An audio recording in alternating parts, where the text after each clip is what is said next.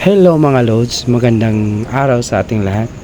So for today's vlog, gumawa ako ng dokumentary sa pangingitlog ng pawikan dito sa lugar namin.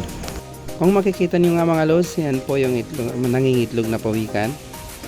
Yan po siya, actually malayo po yan sa amin, pero ginamitan lang po namin ng zoom para makuha namin ng medyo malapitan. So at this moment, nangingitlog na po siya. Kung mapapansin nyo po, palalim ng palalim yung kanyang posisyon, at maya maya po ay tatakpan niya po yung kanyang itlog, mga itlog pala. Sa tagal-tagal ko dito sa Ilocos mga lods, ngayon lang ako nakakita ng pawikan na ng itlog. Ayan, pabalik na po siya sa dagat kasi tapos na po siyang ng itlog. Sinamahan namin siya hanggang sa makarating siya sa dagat nang makabalik siya sa kanyang natural na tahanan. Ayan po, malapit na siya sa dagat. Madami pong tao, nandyan po sila kapitan. Shout out po kay kapitan. Kain mo yun? Sa tagal lang panahon na nandito ako sa Ilocos ngayon lang ako nakakita ng pawikan na ng itlog. Dito lang yan sa katabi ng namin, malapit lang sa bahay namin. Yan, at pabalik na siya sa dagat na kanyang tirahan. Yan, kung mapapansin po natin. Hirap naman mag voice over. Hindi ka sanay. Ayan na nga, malapit na siya sa dagat. Excited na siya. Ayan na, malapit na.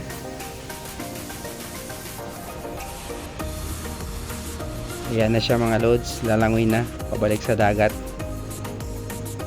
Dito lang yan sa Butol, Santiago, Ilocos Sur. Ayan na nga, nakabalik na siya. Ayan, mabalik naman siya dito para sa pagsundo ng kanyang mga anak after 50 days.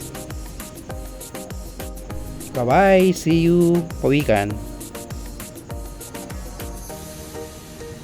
Ayan nga, kasama ang ating mga maritime police ng Santiago, Ilocos Sur. Pinangangalagaan po ang kanyang itlog hanggang sa mapisa. Nilalagyan po ng net, harang para hindi abuti ng alon. Kasi may tendencyng mapisa, mabugok ang kanyang mga itlog at hindi mapisa kapag naabot daw ng alon. Ayan po yung itlog ng ating pawikan. Ganyan po pala siya, parang itlog ng manok, parang ping-pong balls. At ito nga, nagpisa na yun after 50 days. Yan, kung mapapansin nyo po, ayan, lumabas na yung mga anak niya, yung kanyang mga baby pawikan. Yan po, kailangan tulungan kasi marami po sila eh. Kailangan makalabas pa isa-isa. Hirap din pala mag voice over pag hindi ka sanay. Ayan, ito na po ang kanyang mga anak, mga baby pawikan.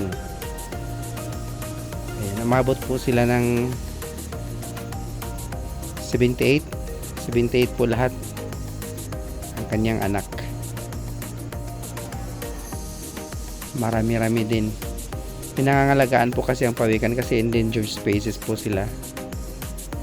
Kaya bantay sarado po yung nila, pinangingitlugan kasi nanganganib na mauubos ang kanilang lahi. Ito naman yung pagbabalik ng or paghatid ng kanyang mga anak doon sa dagat para makabalik sa kanyang nanay. Yan po, nandyan din po ang mga maritime police po natin, nakaantabay sila para ihatid yung mga baby pawikan sa dagat. Ayan, kung mapapansin nyo po, ayan po. Ayan, malakad na po yung mga pawikan papunta sa dagat. Nakakatuwa po. Kasi hindi mo akalain na ma-witness mo ang ganito eh. Pakishare na lang doon sa mga para may matutunan din yung iba kung paano po yung pangingitlog ng pawikan.